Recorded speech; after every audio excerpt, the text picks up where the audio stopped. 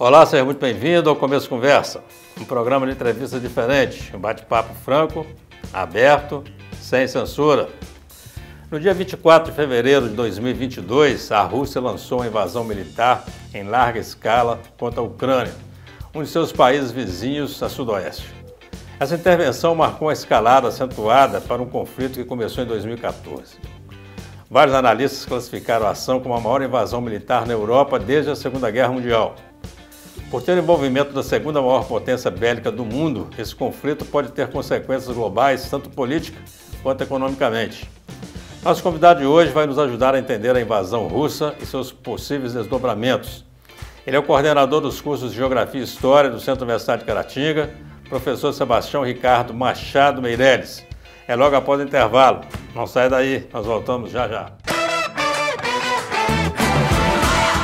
Olá, estamos iniciando o primeiro bloco do Começo Conversa, um programa produzido pela UNEC TV, emissora mantida pela FUNEC e retransmitida pela TV Sistec e TV Super Canal.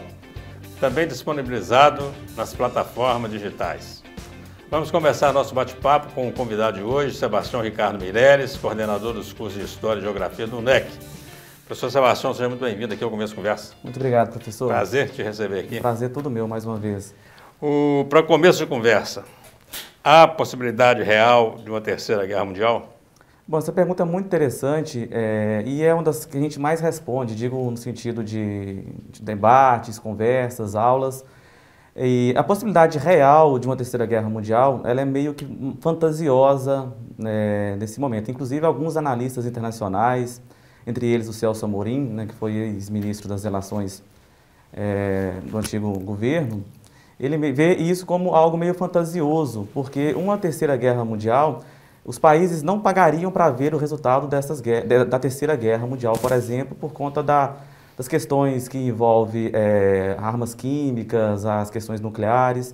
Então eu vejo como uma possibilidade mais que fantasiosa, mais que alarmante. Não que o conflito ele não tenha a sua importância, o seu valor no sentido geopolítico mundial, mas vejo mais como algo fantasioso. Muito bem. Para você é uma possibilidade mais remota. Mais remota. Né? E uma crise alimentar mesmo, quer dizer, falta de alimento no mundo. Esse conflito ali, se durar muito tempo, pode de fato levar a isso? Sem dúvida, pode levar a isso, mas a gente tem que considerar também que essa questão da falta de alimentos no mundo, ela é algo que envolve outras questões, questões aí, de produção, de oferta, procura, tem a questão do capitalismo também. Lógico que uma guerra, ela sempre vai aumentar os preços, vai interferir na produção dos alimentos, mas acredito que a gente não pode deixar só o peso em cima do conflito. Mas com certeza tem a sua interferência, sim. Muito bem. Até para o telespectador entender bem essa questão toda ali, a Ucrânia já fez parte da União Soviética, quer dizer, era um grande bloco ali, que estava Crimeia também e todo mundo, né? E na Guerra Fria, eles estavam do mesmo lado, eles eram aliados, né? Sim, exatamente. O que aconteceu de lá para cá para um país ser invadido desse jeito? Então, primeiro a questão da Ucrânia e da Rússia, ela remete ao século IX, há muito tempo atrás, porque eles têm o mesmo ancestral comum de fundação, a região de Rus, de Kiev. Então, Ucrânia, Rússia, sobretudo, Bielorrússia, Crimeia, eles fazem parte do mesmo grupo étnico. E com o fim da União Soviética, a Ucrânia torna-se independente. Durante os primeiros anos da independência da Ucrânia, isso em 1991, com o fim da União Soviética, a Ucrânia ela passa por grandes momentos de crise, inflação, baixo crescimento, e com o passar do tempo a Ucrânia ela começa a se restabelecer economicamente. O grande problema que envolve a Rússia e a Ucrânia nesse momento é o fato de que com o fim da União Soviética, a Ucrânia ela esteve muito associada, sobretudo depois dos anos 2000, à OTAN, aos Estados Unidos, e com essa possível entrada da Ucrânia na OTAN. E a Rússia, ela não quer, inclusive essa é uma das exigências do Putin, a não entrada, a não adesão da Ucrânia à Organização do Tratado dos Atlânticos Norte. Muito bem. Você acredita então que essa invasão agora, ela tinha esse objetivo também, quer dizer, ou é agora ou nunca, por exemplo, ou eu invado agora ou ela entra para a OTAN. Se ela entra para a OTAN, aí eu vou estar invadindo a OTAN, então é melhor invadir agora. Você acredita nisso? Então é uma série de fatores. Mas aí né? não tem a Polônia na mesma situação ali, quer dizer, que ainda não faz parte da OTAN? Sim, porque a OTAN ela tem os países membros, né, e tem uns países que são parceiros, né, e esses países que são parceiros, eles buscam uma cadeira ativa na OTAN. Então, agora com o Biden, com essa possível conversa com os ucranianos, aí a situação entre a Ucrânia e a Rússia, que já se estende a longo prazo, o Putin viu como uma oportunidade, né, de fazer a invasão, que claro que a invasão ela é extremamente absurda, mas ele está colocando as cartas na mesa, né? Não queremos que a Ucrânia ela entre para a OTAN, até porque, professor, isso aí é contra o que ficou estabelecido após o final da União Soviética, né? Entre um acordo entre as potências de que os Estados Unidos, né, a OTAN, melhor dizendo, ela não faria ela não aceitaria os países que eram antigos membros da União Soviética. E não foi o que aconteceu, né? Que a gente vê um salto muito grande aí de 12 membros para 30 membros da OTAN. Então a OTAN pegou assim, os países com certa influência da antiga União Soviética. O pessoal fica falando, por exemplo, que também tinha esse tipo de acordo em relação à Ucrânia, por exemplo, porque a Ucrânia em determinado momento devolveu as bombas nucleares que tinha e a Rússia assumiu o compromisso de também não invadir. Quer dizer, a OTAN quebrou primeiro esse protocolo, você acredita nisso? Quebrou. A OTAN quebrou o protocolo, né, como o senhor disse, já havia esse acordo, né, de não anexação, de não adesão, melhor dizendo, a questão dos armamentos também ficou bem estabelecida no acordo, mas ao longo dos últimos anos, eu coloco nas últimas décadas, a OTAN ela veio conversando com outros países, veio trazendo esses países para a OTAN. Então isso vai deixando o Putin, né, a Rússia, em uma situação um pouco complicada, porque imagine só, a Ucrânia ela é o segundo maior país da Europa e é uma região estratégica. Então você imagine só a Ucrânia pertencendo à OTAN e ali do lado aí é a fronteira direto com a Rússia, então né? os Estados Unidos, a OTAN fazendo fronteira direto com a Rússia. Exatamente. Então, as bases da OTAN praticamente vão fazer parte ali dessa região, geopoliticamente falando, bem estratégica para a Rússia e para a Europa como um todo. Não. Antes da invasão propriamente dita, a Rússia ficou naqueles exercícios militares ali, naquela região, e o Biden falando, ele vai invadir, aí o Putin falando, jamais iria invadir, aquela confusão toda, e depois invadiu. Há quem fala que era um blefe do Putin. Há também quem fale que ele, na verdade, ele foi levado a isso pelo próprio OTAN, pelos comentários, por tudo que eles estavam falando. Como é que você enxerga isso? É porque o Putin ele já demonstrava extremamente contra essas questões aí de envolvimento dos Estados Unidos. E os Estados Unidos também passam por uma séria crise também de popularidade. Então juntou as duas coisas, né? A oportunidade do Putin e os Estados Unidos colocando lenha na fogueira, né, vamos dizer assim. Porque o presidente da Ucrânia, né, o Zelensky, ele mantém uma certa conversa muito amistosa com os Estados Unidos, justamente buscando apoio, buscando essa adesão aí à organização. Tá, antes da invasão, antes mesmo, antes de qualquer possibilidade de invasão, porque isso foi agora, fevereiro, né? O Zelensky com o Putin tinha uma relação cordial, não? Não, nunca tiveram? Nunca tiveram. Ele já é mesmo contra o Putin, não queria o Zelensky lá na Sim, Ucrânia. Exatamente, não queria, porque o Zelensky ele demonstra uma série de ameaças, não só a etnia russa, né, que grande parte da Ucrânia ela pertence à etnia russa, inclusive várias regiões da Ucrânia o idioma é o russo, em outras regiões é o segundo idioma. E o Zelensky ele tem uma ideologia, melhor dizendo, uma prática política voltada ao nazismo, né, ao neonazismo. Pois é, isso eu queria falar sobre isso, rapaz. E tem isso mesmo, quer dizer, isso não é conversa do Putin, não? Não, isso não é conversa do Putin, não. Inclusive, um dos pontos é a desnazificação da Ucrânia que o Putin quer. Então, isso acontece muito, regiões com civis fazendo parte ali da guerra, extremamente nazistas, estupram várias mulheres, tem casos de proibição das pessoas que falam russo, que eles agridem. Então, o neonazismo, na verdade, ele é muito forte na Ucrânia. Inclusive, professor, existem muitas células, né, do neonazismo no século XXI. O Brasil mesmo... tem no mundo todo, o Brasil também tem, infelizmente, né? Exatamente. Inclusive, a gente viu aí em algumas manifestações bandeiras de neonazistas ucranianos no Brasil. Alguns especialistas, eles entendem que a OTAN vinha num processo de enfraquecimento ao longo dos anos, mesmo tendo mais parceiros, mais membros fixos, né?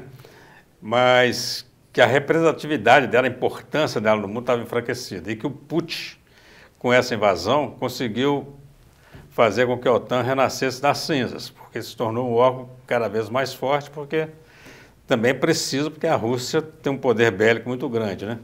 Vamos fazer um rápido intervalo, eu gostaria que você voltasse para o segundo bloco comentando sobre isso, tá bom? Tudo bem. Você não sai daí, vamos para o nosso primeiro intervalo, daqui a pouco saímos de volta com o nosso bate-papo com o professor Sebastião Ricardo, coordenador dos cursos de História e Geografia do UNEC. Já. De volta com o Começo de Conversa, hoje recebendo o Sebastião Ricardo Meirelles, coordenador dos cursos de História e Geografia do UNEC. Estamos falando sobre o confronto entre Rússia e Ucrânia e os reflexos dessa questão. Professor Sebastião, nós estávamos falando da OTAN, e aí você acredita nisso? Quer dizer, essa ação tomada pelo Putin, ela de certa forma, ela fortaleceu mesmo a OTAN? Sem dúvida, porque volta a fazer parte das discussões geopolíticas, do cenário global. Isso me lembra muito um período antes da Primeira Guerra Mundial, que a gente conhece como paz armada, né? Existe uma relativa paz, mas os países estão ali produzindo armamentos, investindo no exército. Da mesma forma, eu vejo também, lógico que guardadas as devidas proporções, o caso da OTAN. A OTAN sempre existiu, não deixou de existir, mas estava ali, naquele ponto, né, não mexe comigo, eu estou quieto. É lógico que com o tema central, o foco central da adesão da Ucrânia à OTAN vai trazer de novo a OTAN para essas discussões. Traz para o cenário, né? Até porque assim, as decisões começam a ser tomadas lá dentro também, né? Porque é mais global, né? Nós falamos aí sobre as motivações de algumas, né? Das motivações do Putin para a invasão. E você já falou aqui, eu também concordo com isso, quer dizer, não existe motivação para uma invasão dessa, que mata criança, mata velhos, quer dizer, acaba com a casa do sujeito, destrói campos, máquinas, e já são mais, nesse momento dessa entrevista aqui, são mais de 3 milhões de ucranianos fora do país, né? Mas que de fato tem esse movimento neonazista forte dentro da Ucrânia, né? E que por si só, claro, não pode indicar ou justificar uma invasão, né? Porque senão tinha que justificar, tinha que invadir o Brasil, porque aqui tem também, para todo lado tem, né? Mas o que me chamou mais atenção na sua fala foi essa questão, por exemplo, do Biden. Quando você fala assim, que a popularidade dele está baixa, eu me lembrei disso, quer dizer, o homem realmente é capaz de provocar uma guerra para melhorar uma questão interna de um país, quer dizer, melhorar a popularidade dele? Sim, sem dúvida, né? Isso, a história mostra isso, né, ao longo de vários países em que... Vamos voltar nos próprios Estados Unidos mesmo, lá na questão do Iraque, né, na época das invasões do Iraque, também tinha uma certa impopularidade, aquilo aumentou a popularidade, né? E de fato, sim, isso pode influenciar, isso pode motivar um presidente a botar, né, apoio, lenha nesse tipo de conflito. Um presidente maluco, né? Sem dúvida. Ele é maluco, né? Porque assim, a gente vê isso para todo lado, os caras saem inventando as coisas assim para mudar foco, para chamar atenção sobre outra coisa e para buscar respaldo, né, em algumas questões. Nós falamos aí da Crimeia, eu fiquei pensando aqui, você concorda com isso mesmo? Quer dizer, que essa invasão da Ucrânia, ela tem um início mesmo lá na anexação da Crimeia, e qual a relação de uma coisa com a outra? Então, como eu disse anteriormente, a Crimeia ela tem uma forte ligação com a Rússia por conta das origens étnicas, né? E a Crimeia é outra coisa que, se a gente for falar só da Crimeia, Rússia e Ucrânia, a gente fica uns 30 minutos e não vamos terminar. A Crimeia, ela, no século XVIII, ela pertencia à Rússia, ela fez parte da Rússia, uma grande influência russa. Isso durou até o ano de 1954, quando Khrushchev, ele que eu posso dizer, ele abriu mão da região da Crimeia, deixando ela fazer parte da Ucrânia. Então, de 1954, isso veio à tona em 2014, né, com a invasão russa à Crimeia. Bom, tem um ponto interessante aí, que é o seguinte: a Rússia, mesmo no período em que a Crimeia não fez parte dela, ela sempre viu a região da Crimeia como algo com características russas ali, culturais, políticas, a mesma origem, conforme eu disse. Então, isso lá em 2014, a Rússia apoiou a separação novamente da Crimeia em relação à Ucrânia. Agora, tem mais lenha na fogueira, no sentido de que não só a Crimeia, mas tem outras duas regiões muito importantes para a Ucrânia, e que são regiões com muita influência russa, que é Kiev, inclusive a gente conhece muito Kiev por conta do Shakhtar Donetsk, né, time de futebol, e também Luhansk, que são regiões com muita influência russa, que inclusive grande parte da população falam russo. E a Rússia apoia a independência, né, dessas regiões em relação à Ucrânia. Então, eu estou dando essa volta aqui para mostrar que essa região entre Crimeia... Chama de regiões separatistas lá. Separatistas, exatamente. Esse conflito entre Crimeia, Rússia e Ucrânia, ela já é antiga e provavelmente não vai terminar agora também. Entendi. Você acredita que atrás dessa invasão da Ucrânia existe uma intenção da Rússia de voltar a construir a União Soviética? Não, acho praticamente nula essa intenção. Logicamente que a gente aí tem a questão das influências e interesses das duas grandes potências, né? Vamos lembrar da Guerra Fria, né? A Rússia, com o fim do Pacto de Varsóvia, né, que tinha a mesma função da OTAN, ali de proteção militar, acordos e tal, ela perde muito com o final da União Soviética. Lógico que ela quer sim manter as relações econômicas, políticas e militares com outros países, mas eu não vejo isso possível de acontecer, né, uma nova, mesmo que seja invadindo. Tá, mas nem acha que isso também seria um objetivo dele não, mesmo? Ele quer só garantir uma distância suficiente de OTAN com Rússia. Exatamente, a distância porque se acabou ali o Pacto de Varsóvia, né, a OTAN ela continuou, e a OTAN continuou, mesmo que adormecida, chegando cada vez mais próximo da Rússia. Em relação à Ucrânia agora, você acha que a intenção do Putin é fazer o que fez com a Crimeia, anexar ou não? Fala, eu não quero você aí nesse lugar, Zelensky, eu quero diferente, mas vocês fiquem independentes, nem entra para a OTAN, nem vem para mim. Fica aí, é isso que você acha que ele... A intenção do Putin, no primeiro momento, é essa. Aceitar, né, a independência dessas regiões, não aceitar a adesão da Ucrânia à OTAN, ou seja, a Ucrânia ela deve ficar neutra, porque a entrada da Ucrânia na OTAN ela envolve também preocupações armamentícias, a Rússia, essa coisa. E outro objetivo também do Putin é a desnazificação da Ucrânia, conforme eu disse, que o governo ele tem um grande viés nazista, e isso é muito preocupante para o país. Você, como especialista na área estudioso do assunto, você acredita que o que aconteceu com a Ucrânia, mesmo o Putin falando que não, o que ele fez com a Crimeia, o que está fazendo com a Ucrânia, pode chegar na Polônia? Não? Olha, acredito que nesse cenário atual, não acredito muito. Mas se as coisas tomarem outras proporções, se a OTAN, por exemplo, tomar partido mesmo e apoiar a Ucrânia, alguma coisa nesse sentido, pode ser que isso tome regiões da Polônia e adjacentes ali. Muito bem. O Ocidente, ele tem respondido com sanções econômicas fortíssimas em relação à Rússia. Você acha isso suficiente para parar o Putin? Não acho suficiente. Lógico que as sanções econômicas, elas pesam e pesam muito.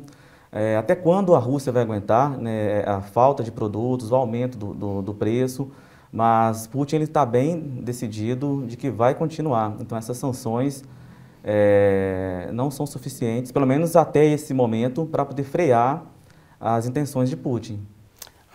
Inclusive com aliados dele, né, perdendo poder econômico mesmo, né? com bens confiscados, dinheiro confiscado em outros países. E será que internamente ele não pode sofrer uma pressão, por exemplo, se ele, já que não vai parar com essa guerra na cabeça dele, pelo menos de tirar o Putin? Nós estamos falando de uma Rússia, né? Sim. Você acredita nisso? Então, professor, excelente pergunta, porque esse ponto, inclusive, é muito discutido pelos analistas internacionais, que uma pressão interna, uma pressão civil na Rússia, pode ser que faça o Putin tomar outras decisões, outras medidas. Mas é algo que a gente ainda não sabe se de fato vai acontecer. Mas claro que uma pressão interna da população, dos políticos ali em volta do que está acontecendo, poderá fazer ele mudar de ideia. Até porque, assim, hoje ele prendeu 800 manifestantes, prendeu 1.000. Na hora que tivesse 100 mil, talvez fique difícil prender 100 mil manifestantes, sim. 500 mil, né? Exato. Vamos fazer um rápido intervalo, uma conversa muito interessante aqui com o professor Sebastião Ricardo Meireles. Não saia daí, nós voltamos já já. Olá, estamos de volta para o terceiro e último bloco do Começo Conversa. E você que chegou aí agora pode acompanhar essa conversa sensacional com Sebastião Ricardo Meireles, coordenador dos cursos de História e Geografia. Professor, um pouco antes da invasão russa, o presidente Bolsonaro esteve lá com Putin. E é uma visita que a gente sabe que foi muito comentada, ela foi controversa porque estava prestes a acontecer a invasão, os Estados Unidos afirmavam que ia acontecer.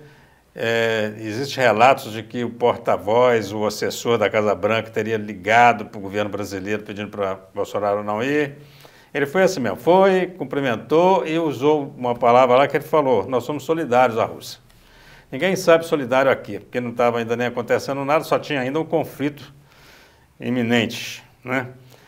Como é que você analisa essa participação do governo Bolsonaro nesse episódio aí? Bom, no primeiro momento eu vejo como uma atitude muito infeliz, né, de ter ido à Rússia a esse encontro. Por mais que o governo afirme que o convite foi feito no ano passado, poderia ter sido cancelado. Bom, o que possivelmente ele foi fazer lá, a gente ainda não sabe, né? Se foi buscar acordos envolvendo a questão de cibersegurança, alguma coisa nesse sentido. O que alguns analistas dizem é que o Bolsonaro, o governo Bolsonaro, buscou algumas parcerias com países da OTAN em relação a essa questão da cibersegurança. Aí o embaixador russo nos Estados Unidos fez uma conversa com os diplomatas brasileiros, enfim, e fazendo esse convite para que ele viajasse de fato à Rússia. Mas em relação aos Estados Unidos, ele ficou muito mal visto, né? Inclusive tiveram alguns comentários, né, de próprios integrantes do governo do Biden, né, não aprovando o que ele foi fazer a viagem. E segundo, quando ele fala que se solidariza, né, com o Putin, o que de fato ele está querendo? Ele é solidário à guerra, ele concorda com a invasão que o Putin fez. Então eu vejo essa ida do Bolsonaro como algo bem oportunista, porque ele precisava trazer um pouco a questão política para alguns apoiadores do centro. Então ele fez essa viagem mais nesse sentido. Pois é, então assim, a gente volta naquela questão de atitudes que alguns governos tomam em função de causas muito pessoais, né?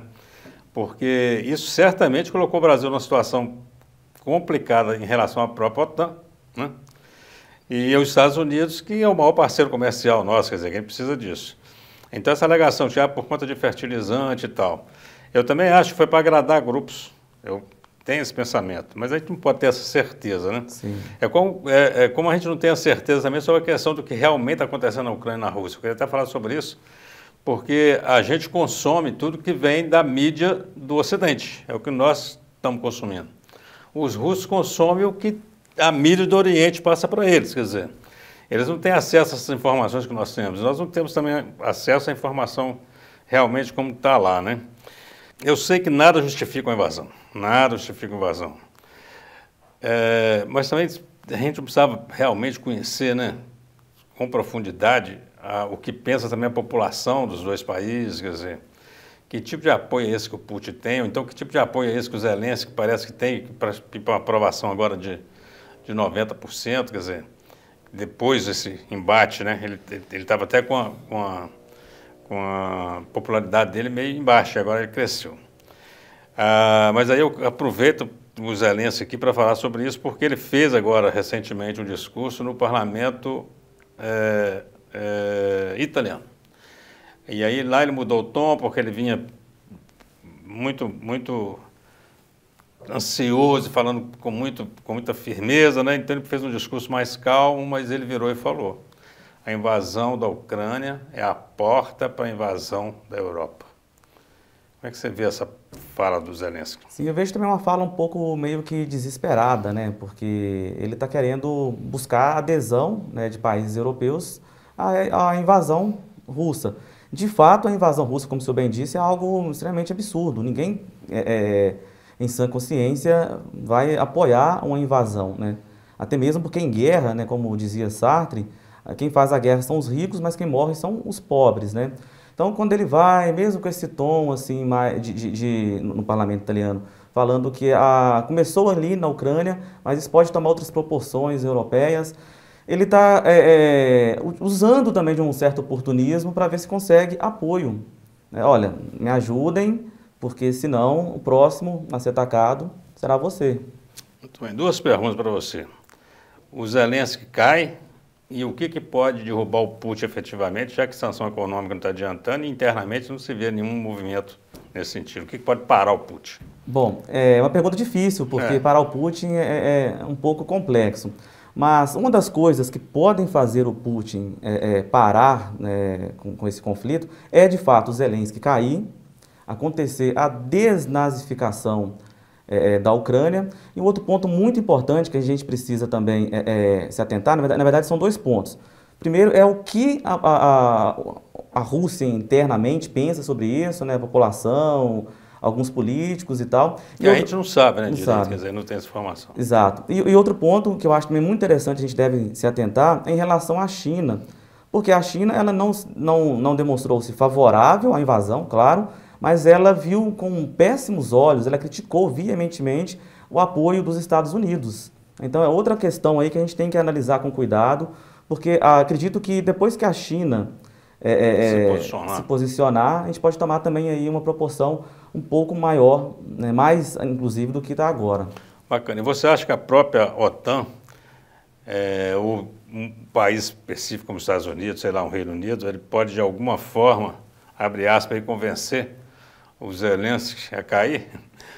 Convencer a cair é passar da rasteira no sujeito. Você acha possível? Sim, acho um pouco complicado. A gente viu a tentativa aí de alguns líderes, né, o Macron mesmo, tem também um chanceler turco, né, que tentaram algo do tipo, tanto do lado de Zelensky, né, e também como do lado também do Putin. Mas eu acho muito complicado. Eu acho que a pressão tem que ser feita mesmo em relação a ele aceitar o que o Putin quer. E como o senhor disse, é difícil, né?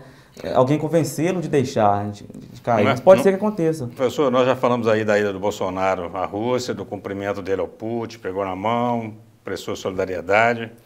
E a gente sabe que numa guerra não tem ganhadores, todo mundo perde, né? Mas a história acaba registrando, né? O país tal venceu a guerra ou perdeu a guerra. Esse posicionamento do Brasil, por exemplo, com a Rússia ganhando ou perdendo, vai fazer uma diferença qualquer para o posicionamento do Brasil no mundo? Não muita diferença. Primeiro, a gente tem que entender a relação da Rússia com o Brasil no sentido econômico. A Rússia não está entre as maiores potências, as maiores compradoras do Brasil. Uhum. Apesar de que, falando de fertilizantes, né, como o senhor mencionou, está entre os países que mais vendem fertilizantes para o Brasil.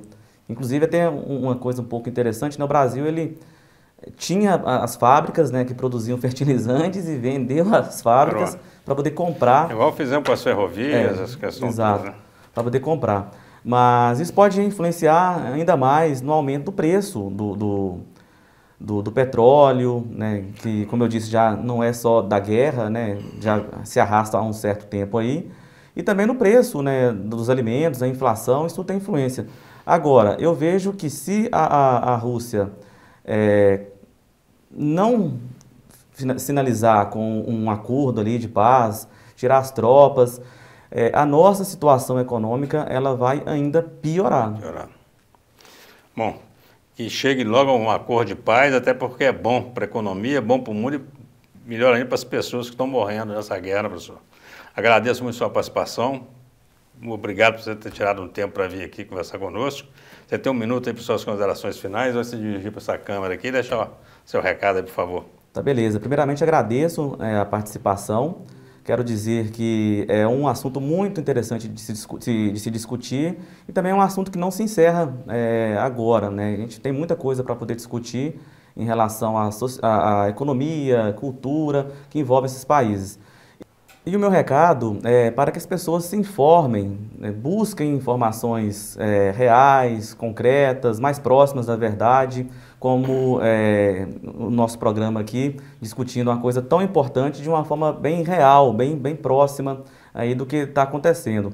Porque, infelizmente, nós temos aí muita produção de fake news, muita gente tentando ganhar dinheiro com a guerra também, propagando notícias não verdadeiras. Então, meu recado é que se informe, e informação é tudo, em todos os aspectos.